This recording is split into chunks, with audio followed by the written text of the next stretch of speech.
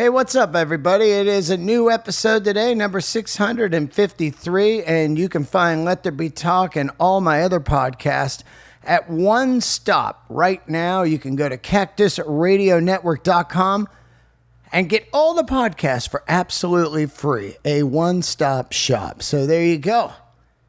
Great guest today. Drummer time. Surprise, surprise, another drummer on Let There Be Talk. Eventually, I'm going to interview all the drummers. Oh, man, I'll tell you what. We got a legend on here today. We have Mr. Hunt Sales. Hunt Sales has played drums with the mighty Iggy Pop, David Bowie and Tin Machine, Todd Rundgren, numerous projects over the years, and we have him here today talking about his entire career. Interesting man, grew up, his dad was Soupy Sales, grew up in that kind of atmosphere. His dad was on the episode that the Beatles were on Ed Sullivan. Wild story. And Hunt starting out at like 6 years old, playing drums, getting a snare, and going for it. Him and his brother, the legendary Sales brothers, are the groove that you hear on Lust for Life and many of the other great Iggy Pop records. And it was great to have him on today. So we'll get into that in 1 minute. Before we do, let's give a shout out to our incredible sponsor, Standard and Strange. I know you guys love good clothing. I know you do because you listen to the show and you're always DMing me like, hey man, that was a great episode with the leather guy or the denim guy or whatever. Well, you can get all of that great stuff at one spot, standardandstrange.com. This is where I buy my denim. This is where I buy my leather jackets, my boots. And I was just recently in their New York shop, and it was unreal. You can catch them at New York. You can see them in Oakland and Santa Fe. They got 3 shops covering wherever the hell you're at in America, or they'll just ship right to you. I recommend you go on their website and check out their insane collection of the real McCoy's leather jackets. That's some of my favorite jackets ever. The real McCoy's. They do the Bucos, all of that. Also, I get a lot of my denim there. I wear the Momotaros. Great, great shop. Great humans. Standardandstrange.com. Check them out also on Instagram. I hope everybody's good. Sorry the podcast is late. I was out on the road for 5 days and got home, and I was just too fucking tired. I'm going to just be honest. I did a bunch of shows and a bunch of travel, got home, and I was just spent. But it was well worth it, man. In a perfect world, it would just be comedy, and then somebody else would produce the podcast, and I would just do the podcast, and that's a dream right there. But until then, I'm a one-stop, one-man shop, or whatever you call it. And once in a while, I fucking gotta lay down. But hey, Vancouver was incredible. You know what I like about Burr? It's amazing. This guy is doing arenas, and he's not traveling with anybody but he and I and Club Soda Kenny. He doesn't have an entourage of photographers and costume people. He's the real deal, man. And if you looked at his Instagram, you wouldn't even know he was doing arenas. I'm putting up photos because I'm just blown away and so happy for the level that he's at.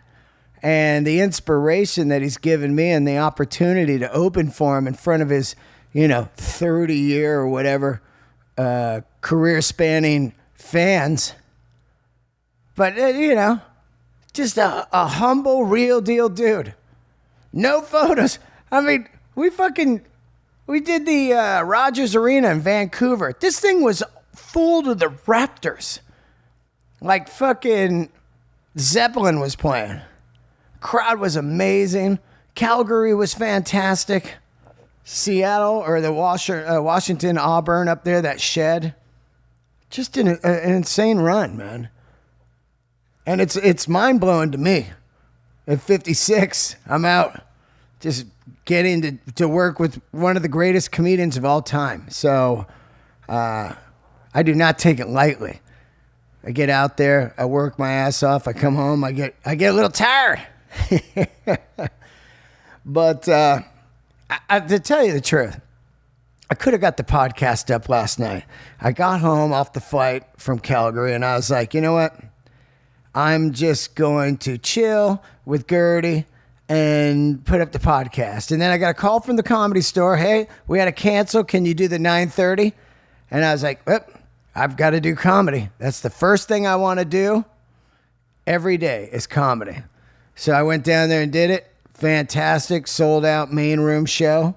Then came home and said, all right, I'm done. And went to bed. Anyway, thank you all for your love and your support and your amazing DMs. A lot of new fans out there hitting me up saying they loved the comedy and they loved the show. So that just means the world to me.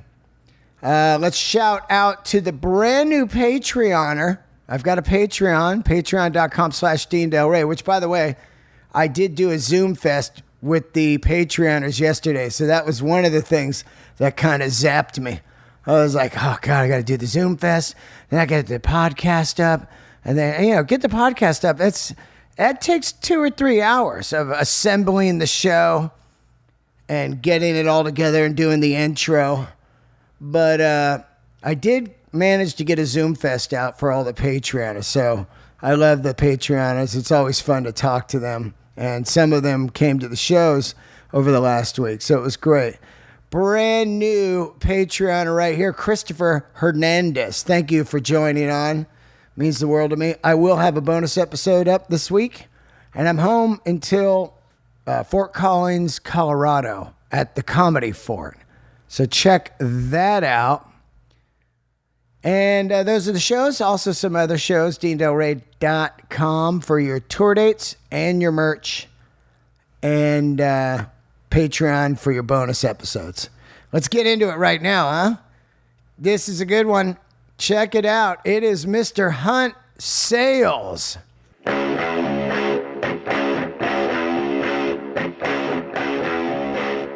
All right, here we are, another episode of Let There Be Talk. Fantastic guest.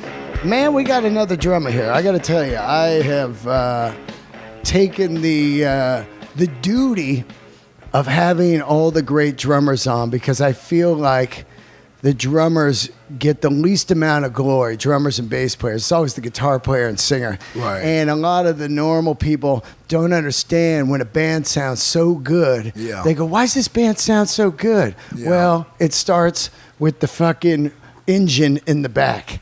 And I love, in the 11 years, I just love having drummers on. And here we are today, Mr. Hunt Sales. How are you? I'm okay. I'm really good. Thank you for asking, and thank you for inviting me. If I may quote Charlie Watts, "No, you're my singer, motherfucker." Yeah, I love that one. Singer. Yeah. I'm not your drummer. You're the funk singer of the band, motherfucker. And you know what? Yeah, really, for real. Yeah. But the guitar players and front guys. But I do that also now. So. Yeah. I wear those hats also, you know what I mean, singing and fronting my own stuff. Or if I get up front a band, which I've done a lot of that over the years, people may not know, and front a band, singing. I'm multifaceted. I'm multi-talented.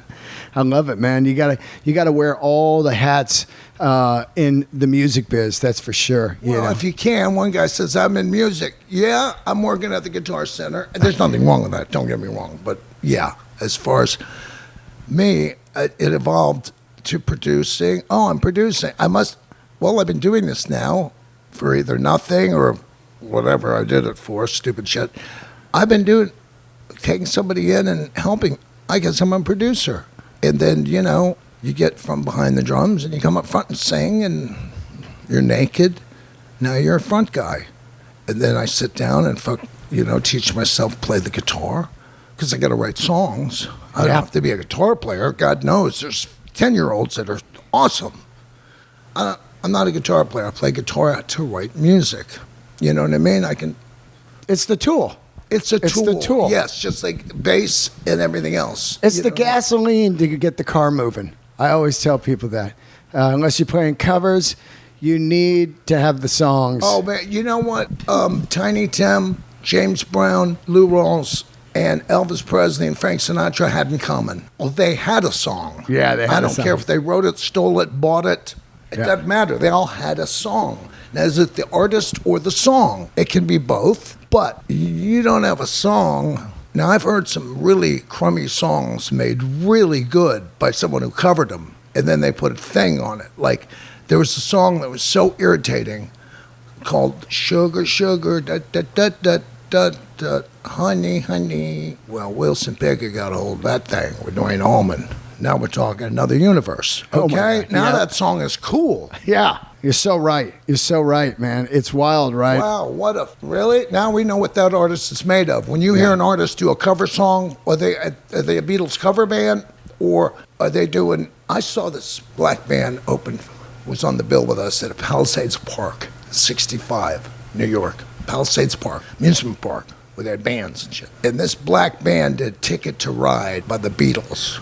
It was Off the Hook. It was Wow. something like that, or Day Trip, or one of those. And it was like, really? Well, it's a cool song, but these guys were cool. You know what I mean? Took it to another level, man. Oh my God! Devo with Satisfaction. Exactly. Same thing. Same thing, They man. made it their own. It wasn't a fact.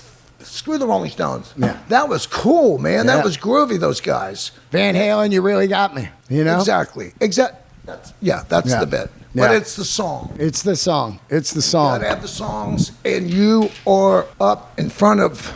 You told me. I mean, I don't know what's going on. I mean, I don't know everything, but you're at the Forum opening up, and you have a thing called material.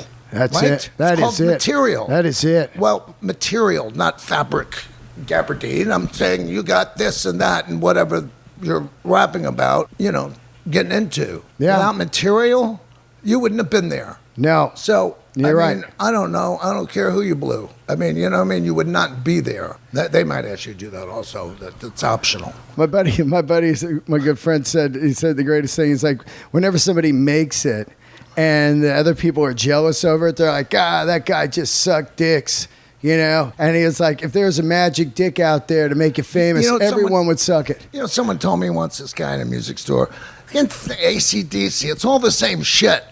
I said, yeah, but it's good.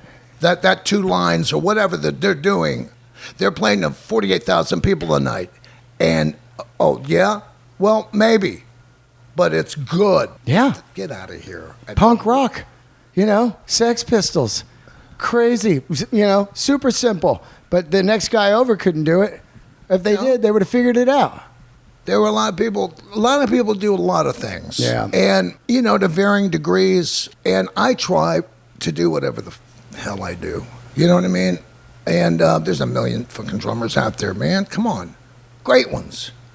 And within this mile radius. Come on. There's people that are they could be a master of their instrument, but they don't have songs, or they don't have vibe, or they don't know how to hang, or they don't know how to get themselves out there. These guys, they go, I just don't know how to, schmooze. I'm not good at that. And it's like, well, it's more than just being great. Well, I mean, yeah, and to get great, what do you have to do crawl through 1,000 miles of shit, yeah, and show up. And one guy said, you know what?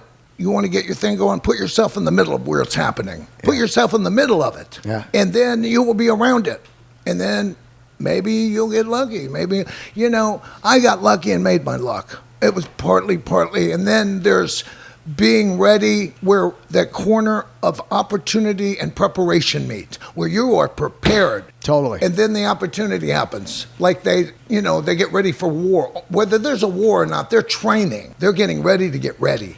It's 2 months, 5 years, 8 years, whatever, 2 seconds. Let's go. Yep. They don't wait till, we got a war starting tomorrow, and you're 400 pounds. You got to lose some weight. Yeah. And you got to, really? So you got to be ready, man. You got to be ready. Especially when people think, what do you do? I remember my wife, and she was right. There's some people want to be musicians because they stay up all night, sleep all day. Well, they probably have their old lady paying their fucking bills or something. They may not, but if you're really doing your thing, I don't care who you are.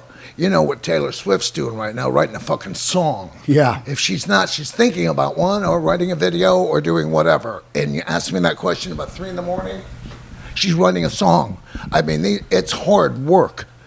This is like the only, and I know this from being doing manual labor to make money in between, Mr. Whoever the fuck I am, and digging ditches. And this is like digging ditches, and you got to have thick skin.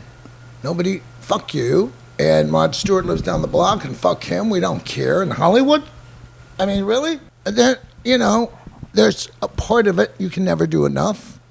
Yeah, you're right. And waiting for you to fall, or someone fucks up, or we're only human, and we make a mistake and go slap somebody and then cry. I'm sorry, I had to get that in. Sorry. I know everyone has feelings. He's God's child, like all of us. Yeah. You grew up. Your dad's famous. Yes. You're in a, he's big time. Yeah. And at what point do you say, you know what, I want to play rock and roll, I want to play drums, and does he back it? Was he a dad that was like, cool, do whatever kind of art you want to do? My dad worked every day and every night. Wrote a show, then did it, and had 2 shows a day.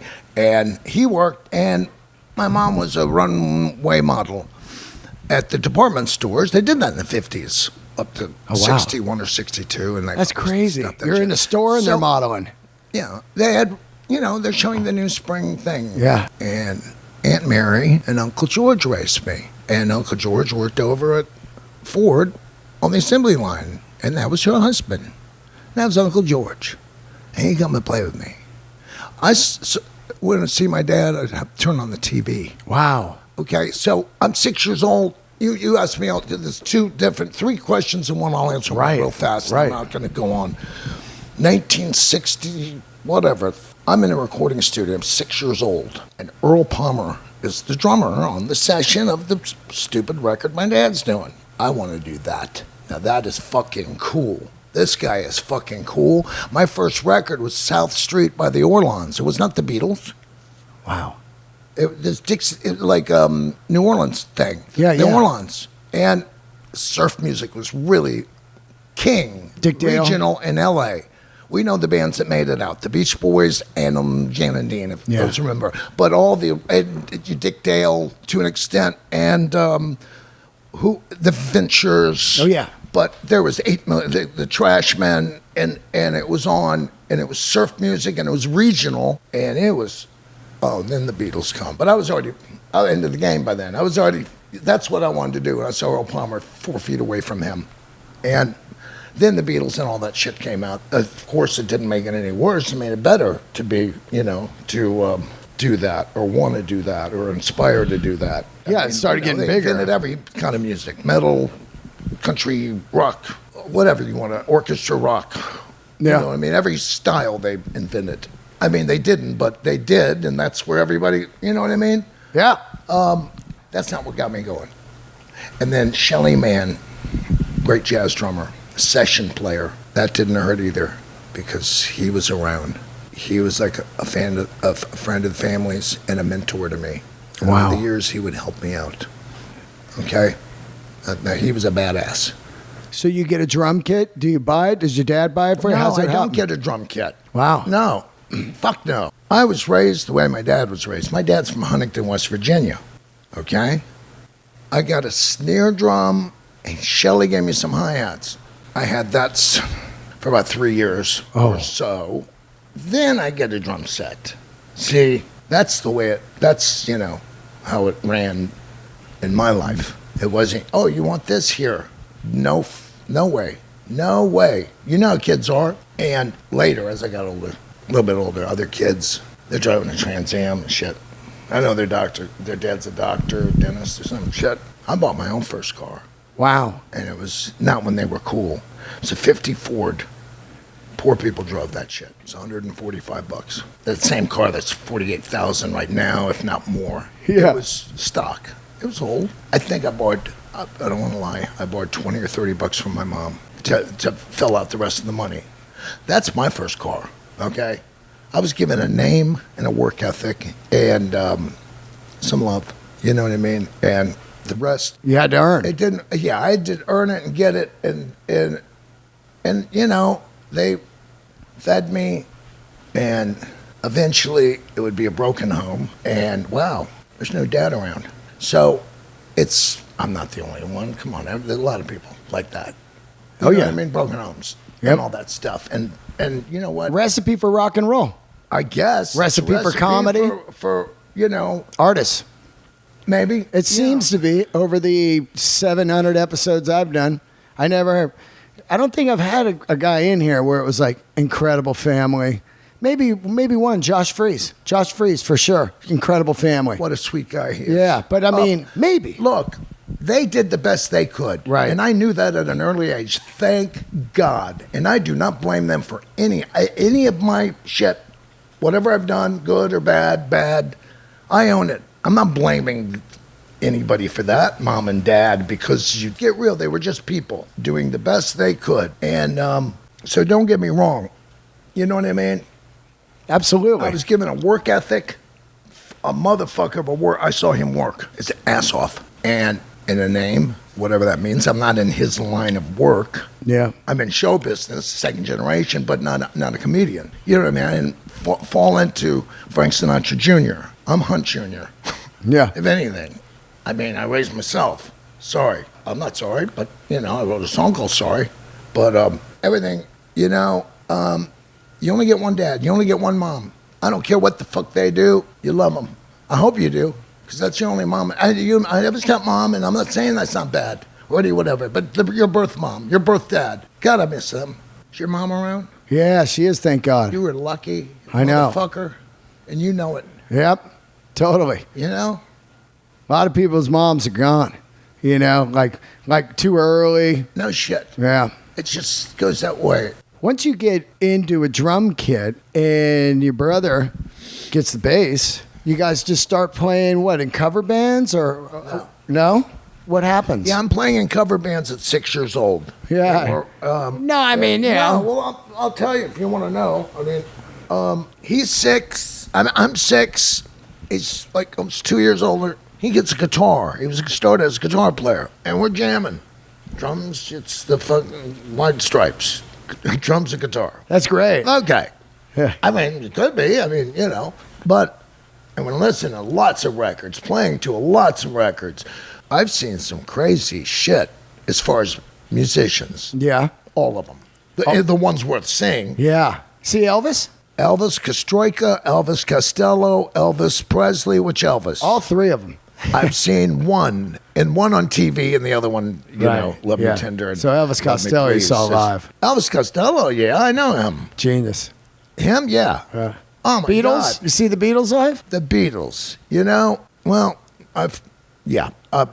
and my dad did that Sullivan show with them, and Wow. I was away when that happened out in New York, but eventually 2 of them, you know what I mean? Yeah. For a moment or two, Yeah. you know what I mean? And the other 2, one of them's gone, and the other one, I think he was walking behind me. He was on his way for a walk, because I was sitting with this guy that works with him, for him. And he said, hey, see you later. And he was walking.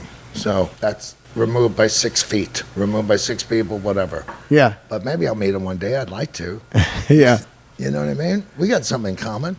Yeah. You know what I mean? Absolutely. My dad did the Ed Sullivan show with you, motherfucker. That's fucking crazy, right? Do you remember?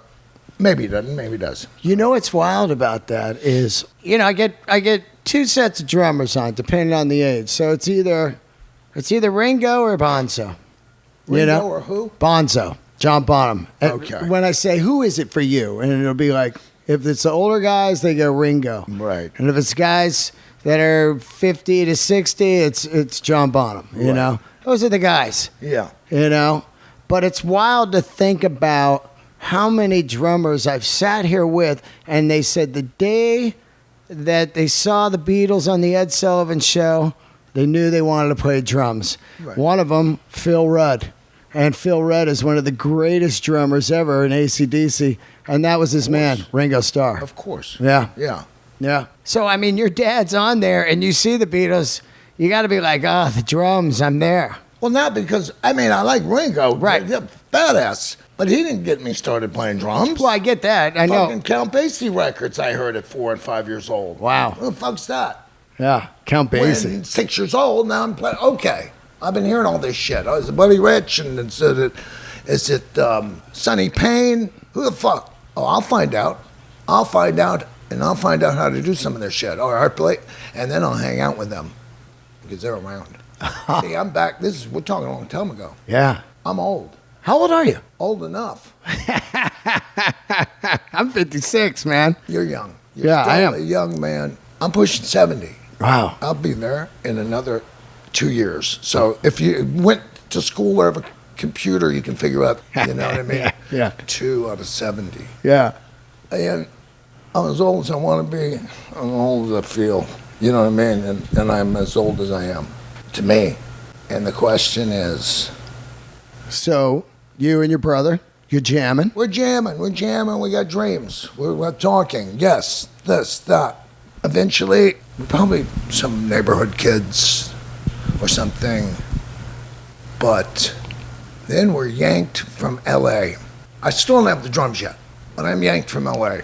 So it's snare drum, hi-hat, guitar, whatever. Then we're yanked to New York. And that's when the shit really gets fucking crazy with my dad, with his career again, you know, with the Beatles and that shit. I get drums, guitar. Now we're fucking, he goes, he's on guitar. We're looking for bass players, this, that. And we're older. I'm getting older. I'm 9, 10. Finally get a drum set.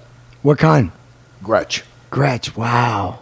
That's great. Yeah, my dad probably was hanging out with Fred Gretsch. Hey, you got kids? What do they do? Well, one's a drummer, one's guitar. Would you like some drums? Yeah, fuck yeah. Wow. I didn't ask for them. Wow. I'm not saying they weren't great. Right. But I know the Gretsch set's sitting there. Okay, we're in this apartment, and we get some other people, whoever, and we start recording. We start playing, and we find these 2 other people, and now we're rehearsing either up at one of their houses. They live in Suffolk County, outside of New York. We go there for the weekends. My brother and I stay there with them and their family. 20 acres. Burgess Meredith, he had a son. Wow. Burgess Meredith of Mice and Men. Burgess Meredith, Yeah. Rocky, Burgess Meredith. Love him. Okay, so Crap thunder. we're at Burgess's house with his son. Whoa. And his wife, who was a fucking dancer, ex-ballet. She flew a plane, a Cessna, okay, and they had the crib with the horses and the shit and the thing. This is what Burgess had to come home to after coming out to this place and doing some Batman shows or whatever at this late. This is before Rocky, but Of you know, course. she's younger than him, and she's groovy. And we're up there rehearsing, Zero Mostel, you know, whoever. It's all happening, you know. Some artists, some painters, whoever. And the sculptures are sitting outside from whoever designed that shit. It's probably worth fucking whatever now. You know what I mean? Whoever the artist made the sculpture shit you see in the museums. And it was a groovy. So we'd rehearse there, and then my dad got a duplex, triplex, whatever, brownstone. We live in Brownstone. Now we're in Brownstone. Okay, belonged to William Randolph Hearst. Whoa. Okay, so you can imagine it was nice. Yeah. Okay, that's where we're living now. We're out of the apartment. We're in there. My dad, yeah, and we have a place to rehearse. You can't rehearse an apartment. I did in the closet a little bit, the drum, but so we're rehearsing. We're on the top floor, my brother and I. Lucky, and that band had broken up. But already at 11 years old, they marched me down to get Social Security number and a union card because I'm working now.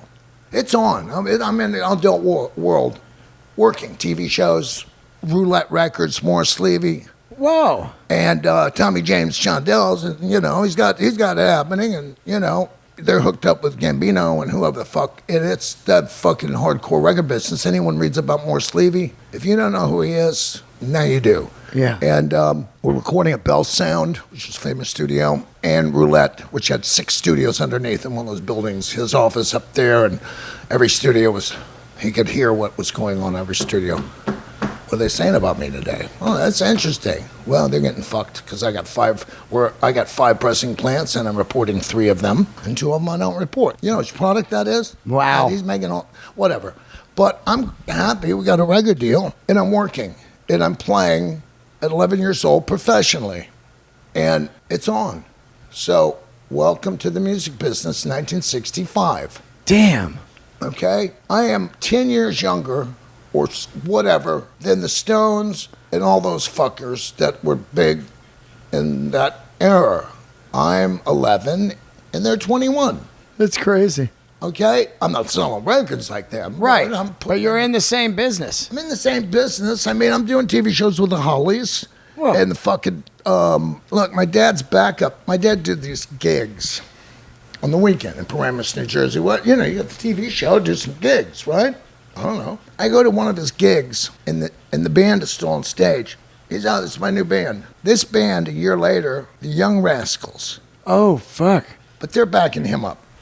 And they haven't got their deal yet. They're just about to get the deal. Talk about insane. I mean, watching them and then meeting them. They backed up Joey D, and they backed up and then they got their groove. And we know how badass the Rascals, Felix Cavallari and Dino Danelli. I mean, Gene Cornish, really? Yeah, really. Yeah, and then I go see him at the Phone Booth. It was a club for their record thing, and they had the Little Rascal outfits on Good Love. And man, within about 10 minutes, that shit was number one. And they are bigger than fucking dirt. I mean, shit like that. That's amazing, man. I remember pulling up on one gig and the Isley Brothers were on stage doing Twist and Shout. And I was like, what the fuck? This is sick. This is raw. This is brutal. And fucking, they're out for blood. And they're on this gig in the stage in the middle of this lot, this big dirt field out in fucking wherever the fuck, outside of New York. And they're waiting for my dad to get there in the limo with the fucking Beatles shit, with the people going crazy. But they're on before my dad's gig. Yeah. But the Isley Brothers, okay. And then my dad does this show for a week. They don't do these shows anymore. There's 10 acts on the show. My dad's the star at a movie theater. And they do 5 shows a day. Wow. Okay. We got Little Richard. Whoa. With Jimi Hendrix in the band. Wow. Okay? Now, he's not Jimi Hendrix then. He's whatever his name was, and nobody knew he wasn't Jimi Hendrix yet. But he was in the band. This guy, Jimmy James, whatever. That's right. And, man, he stuck out. I saw that. I went, who is that? Who is that guitar player? I mean, there were 20 people in the band. Okay. The house band was King Curtis, an 18-piece band. Ron Carter on bass. That was the house band that backed my dad and that backed up Shirley Ellis in the name game. And then Dee Dee Warwick, Dion's sister.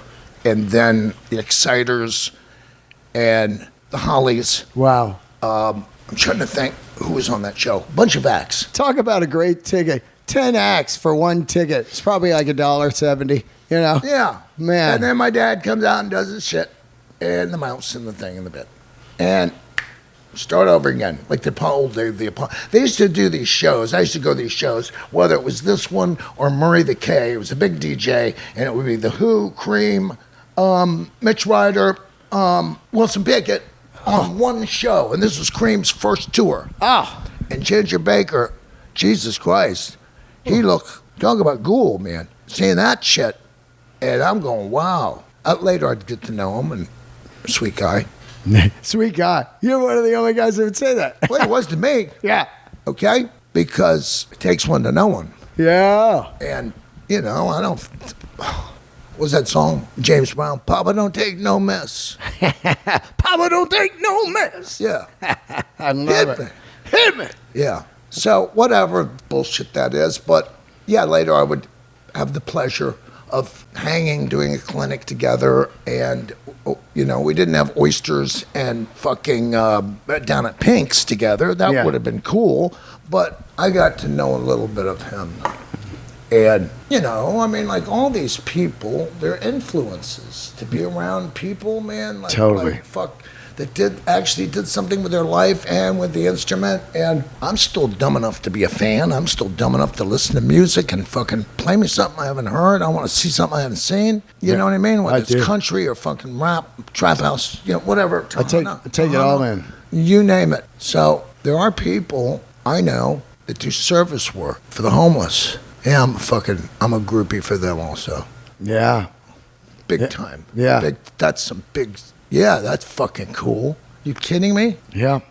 So you're playing for years, and then of course you end up with one of the, not just one, but a few of the most iconic frontmen of all time. You know Who? Iggy, Oh, David Iggy? Bowie.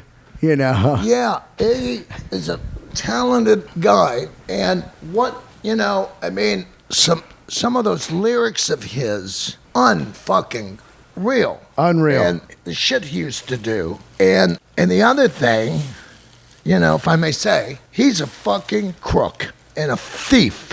Okay? So, but yeah, he wrote some great shit, and I wrote some really great stuff with him, and I did a few records with him.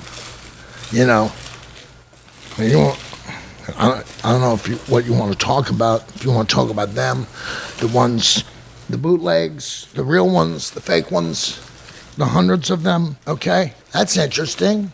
Not really. You know what I mean? It's not really interesting unless you're on the receiving end. Then I'm sure it's good, but I wouldn't know about that. I would not know about that yet. You know that word yet. So, I don't care. I mean, I obviously do. I'm mentioning it. You asked me about him. That motherfucker, the shit I'd see him do on stage, bend over, do that, all that shit. But then especially being the real deal. I mean, everybody wants to be Iggy Pop. Nobody wants to fucking live like he lived and go through what he went through. You know what I mean? So, it's not a facsimile. Sorry, folks. There's a real animal here. It's a fucking piece of work, which I'm sure I am. Yeah. Also, yeah. I'm far from perfect. But, you guys had a falling out? last time I spoke to him, he called me and said if I wanted to, asked me if I wanted to play with him. I was in the middle of Tin Machine. To tell you the truth, that's what I remember. I said, no, I'm in Tin Machine, And I think, we did a TV show years ago, Tales from the Crypt and stuff. But that was a while back. I mean, let me ask you something, and our listening audience, because people are going to listen to this shit I'm living in today. And really, when you really get down to it, whatever I say that might seem in 2 seconds, I won't think of it again. But we are talking about stuff, you know what I mean? It's like a therapy session. Has someone ever owed you money? And have they ever avoided you because of that? I didn't say that's what's happening, but I didn't kill his mother. I didn't fucking kill his mother. I just showed up and played. I don't know. Maybe I'm wrong. Maybe I'm wrong about everything. Okay? Maybe. Well, I mean,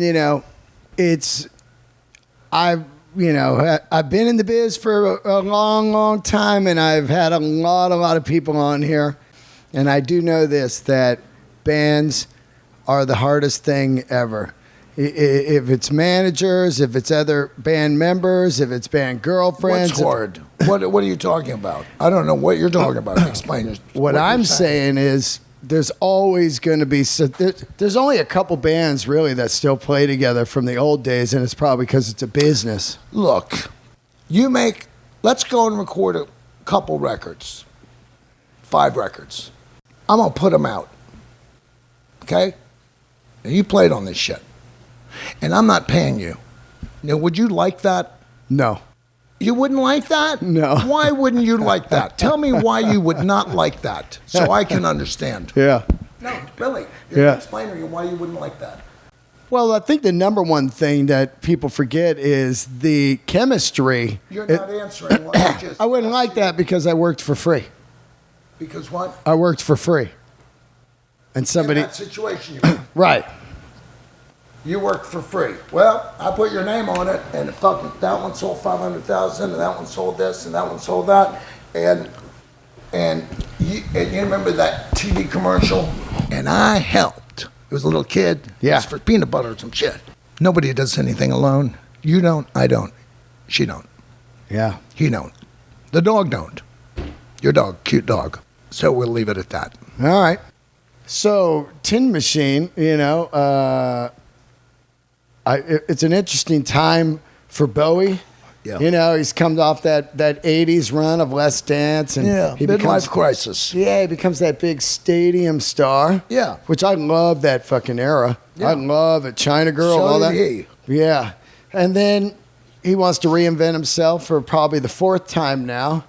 And he fires up this thing with Reeves. And then your brother runs into him, and next thing you know, you guys are doing Tin Machine. Insane. I mean, You know Bowie from him working on the Lust for Life record. Yeah, but that's not how it started. How does it start? Those are like some facts. You can put them in different orders. Right. That doesn't really matter right now. Tin Machine started back in 76 Wow. when David, Tony, and me would jam and sound checks because Iggy wasn't there, or he was, whatever. On the tour when relationship- Bowie's in the that band. relationship. Right. Got it. Wow, we don't need Iggy. We got singers. We got David Bowie. Well, I mean, it was all about Iggy, yes, about Iggy. He had record, David produced, got him a deal. Then he called us because he knew we'd make every gig, Iggy and them, you know what I mean? I knew Iggy. I knew James Williamson. I was friends with James, his friend. Iggy, I had met him. He came over to my crib. We want to buy some weed. He couldn't get booked. He couldn't get shit. And then David stepped in, plucked him out of L.A., got him out of here, got him a record deal, got his shit together, did the first record. Oh, we got a tour. Okay, so I'm not going to get into that, but David, me, my brother, would jam. So this really, you know what I mean? Now we're jamming again. Minus a singer, this other singer. And David found out about this guitar player through his publicist, her old man. Some chick that worked for his publicist. And she gave him cassettes of Reeves. Reeves had played the bars in the Boston scene and had this little thing going. And now he's in David's world through a tape he got. But yeah, my brother ran into him and reminiscing. David doesn't know what he's going to do. And Hunt. Oh yeah, Hunt, yeah. He's in Texas. I was down in Texas producing somebody, doing a record with someone producing. I wasn't playing the drums then. Put those aside. Like I said, I do a lot of things, but I was arranging and producing records. If I had to play bass on it, I'd play with the band or drums or whatever. But I was down there working. And, oh, you ready, David? And want to jam? And, okay, I'll be back. And then the 17th. And I was back on the 17th. And then within whatever, I'm in a rehearsal room, my brother, me, and David, making noise. Next thing I know is I'm on my way to Switzerland to record and meet this guitar player, and I don't know what we're doing. Nobody does, except we have studio time, and I told them how I wanted the drums done, recorded, how I wanted them recorded, and what to set up and get ready for me. And that was done, and we just started playing, writing, playing, because we got unlimited studio time. We got a budget. And it's apparent after a few minutes or whatever it was, this is not a David Bowie record by any means. He'd been making records in 2 weeks since Let's Dance and hiring someone who plays 3 instruments and then that guy, and here's a bunch of songs, and let me get my $5 million on delivery, and it's the Emperor's New Clothes. Do you know that fable? Yeah. So, you see old friends, and it was evident soon this is a band, because though we spent a lot of time together, David, and sure did like each other a lot. Okay, what ideas do you have? I don't like those. I like that. And just because I don't like something doesn't mean it's just my opinion. You know what I mean? I'll speak to him like I speak to you or anyone, opposed to, you know what I'm talking about? Yeah, no, yes, man. Exactly. My dad was a fucking legend and a star and a meaning thing to me. I liked some of his shit. Yeah. Are you kidding me? Some of his songs? Fucking talented motherfucker. The best. One. Yeah. He didn't have as many hits as a lot of people I could mention, but he had enough. This is a band, and we're recording and writing and recording and writing. He got a bunch of people who made a bunch of records for a lot of years in the recording studio, By the time Tim Palmer showed up, he looked at us like, what the fuck are these guys doing? If you put on the headphones, you hear the cross shit and stuff. Because we're out there, shit turned up and fuck, you know. It's all out of phase and shit? Well, there may have been one or two. I'm smart enough for that. Right. But, I mean, you hear the records. They sound fucking cool now. And they're loud and fucked up. And Tim Palmer's a talented guy. Engineer and all that. And mixes and stuff. Very English sensibility. Gets the job done. But this is my drum sound. And it clicked. And we come up with a name. Who came up with the name? I don't know. Yeah.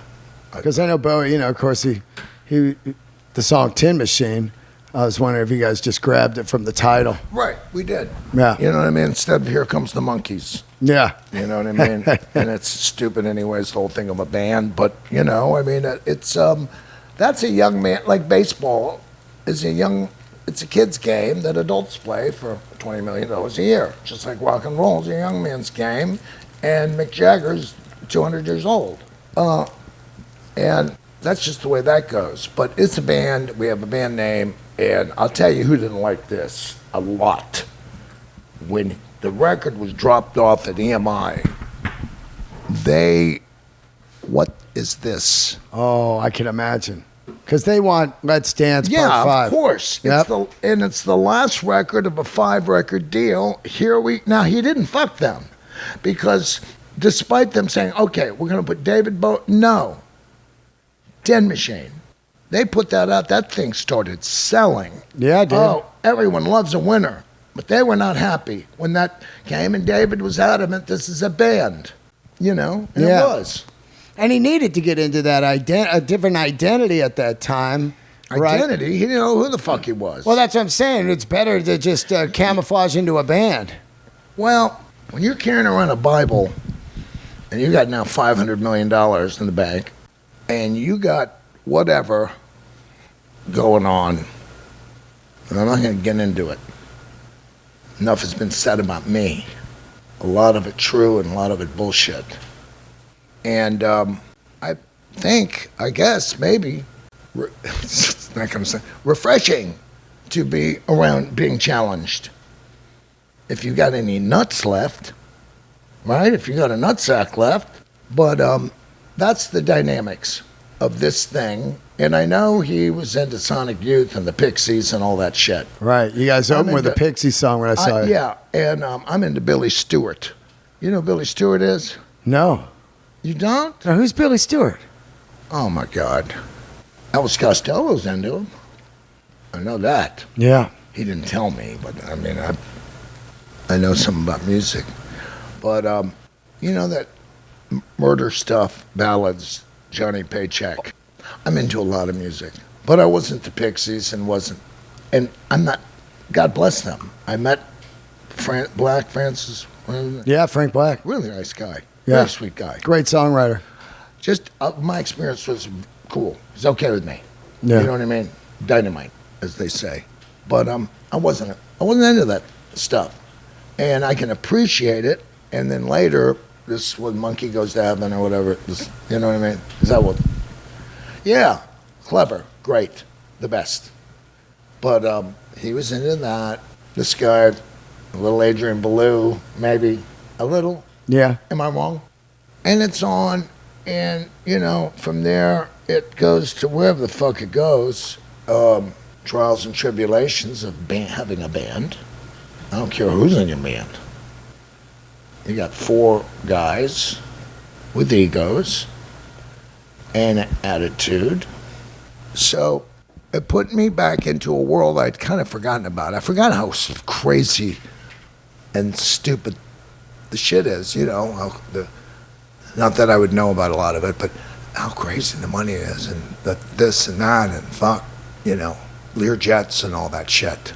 You know what I mean? Because Yeah. I've been in fucking El Paso and Dallas and Fort Worth playing 4 sets.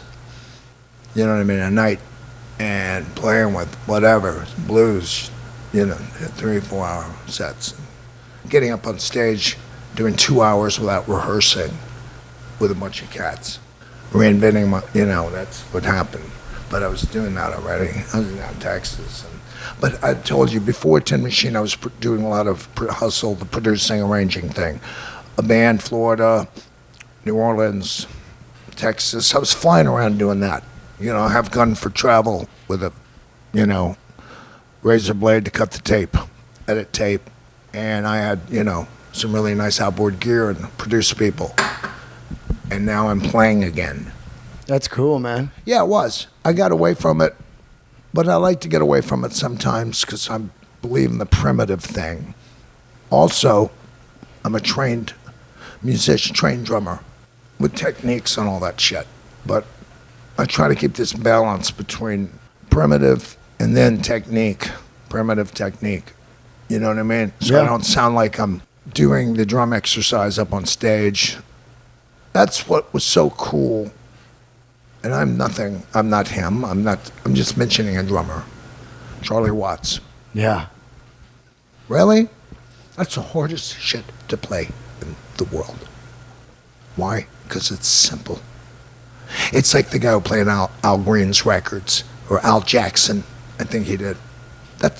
Blues is the hardest thing to play.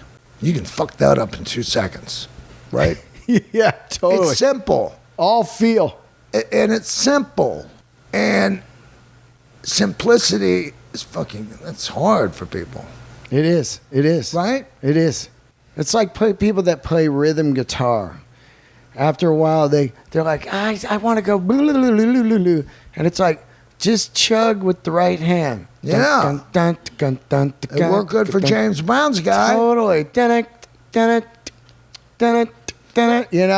And the guy's doing it for 24 minutes straight. That he better. Yeah. He better. Yeah. Because that's his gig. That's his gig. And and that's an art in itself. There's this girl, Eve, back in Austin. Eve. God, what's her last name? And this guy, Johnny Muller. And this guy, Charco Jean. And this guy, Dave Biller. And this guy, I could go on. And a guy that everyone knows, Gary Clark Jr. Okay. He's Austin. But I'm mentioning people that don't have, they don't know. And man, there's the guitar slingers. Talk about James Brown. Talk about, it's guitar slinger land. But we know who came from Texas, T-Bone Walker. Yeah. And Freddie King and all these motherfuckers. Yeah. That's one reason I moved there.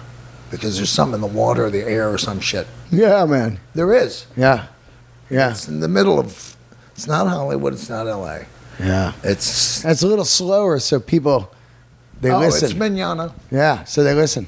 Yeah. I mean, you got to get shit done, and there's those who do, those who don't, those who will, those who won't. What are you doing out in L.A. right now? You working with Manny on something? Yeah. I was in Portland doing a clinic, and some people wanted to study with me. So I taught a bunch of people some shit. Wow. Some stuff that would help them. Then I left there, came here, did a couple sessions, worked on this documentary thing, and recorded a song from beginning to end, one of my songs. And there's this and that, a few more things, visual, you know what I mean? They'll be up on the internet. People, excellent. Maybe they'll get a perception of me, of something, maybe drummer, writer, singer, maybe a person.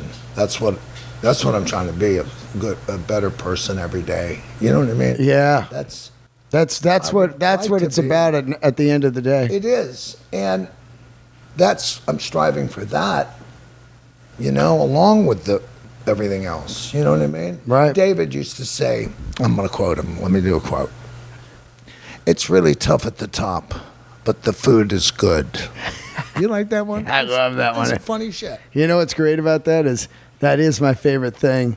When you're around some kind of big wigs and they bring in some kind of food you've never even heard of, and you're like, oh, this is just some other next level living. Have you been to Italy? Yeah. Okay. Well, come on. Get the fuck out of here. Yeah, right? Are you kidding me? When it's really good over there? Yeah. I mean, but when it's good here, it's good. Oh. Come on, man. I mean, but we're talking about other things, experiences. Yeah, and money, and you land in the Learjet, and then you go to the thing, and then you're on Ponte Vecchio, and it's fucking happening. And what is this? It's pre-bubonic plague shit they're selling. When was that? 300 years ago, the bubonic plague? Yeah, yeah. When right. was that?